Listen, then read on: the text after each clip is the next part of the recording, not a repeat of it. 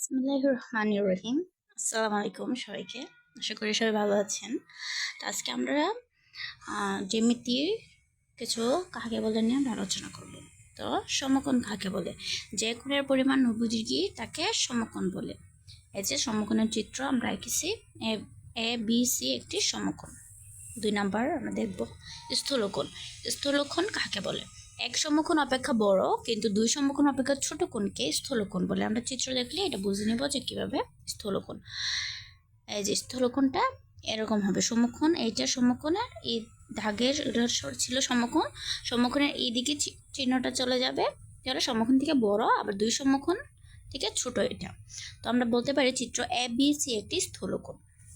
3 নাম্বারটা আমরা শিখব সরল কোণ। সরল কোণ কাকে বলে? তো যে কোণের পরিমাণ 180 ডিগ্রির সমান হবে তাকে সরল কোণ বলে। এই যে আমরা চিত্র রাখলাম, এটা হলো সম্পূর্ণটা 80 ডিগ্রির সমান। তো বলতে পারি চিত্র এ বি সি একটি সরল কোণ।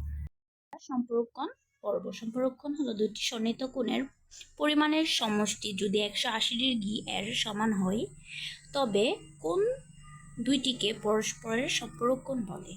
কোণ দুইটির পরস্পর সম্পূরক কোণ হবে। চিত্র দেখলে আমরা বুঝে নিব যে কিভাবে সম্পূরক কোণ হবে দুইটি কোণ। এই যে এদিকে একটি 120 ডিগ্রি, এদিকে 120 ডিগ্রি, এদিকে 60 ডিগ্রি কোণ। তো আমরা চিত্র বলেছি যে চিত্র মধ্যে কোণ এ ও সি 120 ডিগ্রি, আবার ও সি ও বি হবে, সি ও বি 60 ডিগ্রি, সি ও বি কত ডিগ্রি? 60 ডিগ্রি। তো এখানে সি ও বি হবে সি। তো বলতে পারি সুতরাং চিত্র ত্রিভুজ এ ও সি এবং সি ও বি পরস্পর সম্পর্ক। তা 5 নাম্বার আমরা রেখা। রেখা কাকে বলে? যার দৈর্ঘ্য আছে কিন্তু প্রস্থ ও উচ্চতা নেই তাকে রেখা বলে। তো এ বি এটা হলো একটা রেখা। তারপর আমরা পড়ব রেখাংশ। তো রেখাংশ যে রেখা অসীম নয়, যার দুইটি প্রান্তবিন্দু আছে, যে প্রান্তবিন্দু, এই যে একটা বিন্দু, এখানে একটা বিন্দু, এটাকে বলে প্রান্তবিন্দু, যাকে বলে রেখাংশ। এবি একটি রেখাংশ। রশ্মি যে রেখার একটি প্রান্তবিন্দু আছে, শুধু একটা প্রান্তবিন্দু থাকবে এবং অন্যটি অসীম থাকবে তাকে রশ্মি বলবে। তো এটা একটা প্রান্তবিন্দু, এখান থেকে এই রশ্মিটা অসীম, এটাকে বোঝাচ্ছে অসীম। তো চিত্র এটা রশ্মি। ত্রিভুজ 3টি রেখাংশ দ্বারা সীমাবদ্ধ চিত্রকে ত্রিভুজ বলে। তো ত্রিভুজ কাকে বলে? 3টি রেখাংশ দ্বারা সীমাবদ্ধ চিত্রকে ত্রিভুজ বলে। তো আমরা ত্রিভুজ আঁকলাম, ত্রিভুজ এ বি সি একটি ত্রিভুজ।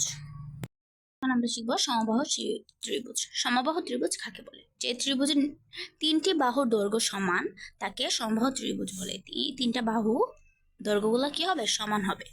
তো চিত্র এ বি সি একটি সমবাহু ত্রিভুজ। এরপর আমরা শিখব বিষমবাহু ত্রিভুজ। যে ত্রিভুজের 3টি বাহুর দৈর্ঘ্যই পরস্পর অসমান তাকে বিষমবাহু ত্রিভুজ বলে। এই দেখো, এই বাহুটাও অসমান, এটা থেকে এটা বড়, আবার এটা থেকে এটা বড়, তো 3টা বাহু অসমান, তাই এটা বিষমবাহু। চিত্র ত্রিভুজ এ বি সি একটি বিষমবাহু ত্রিভুজ। আজকে আমরা এই 10টা পর্যন্ত কাকে বলে, ত্রিভুজে কাকে বলে শিখলাম।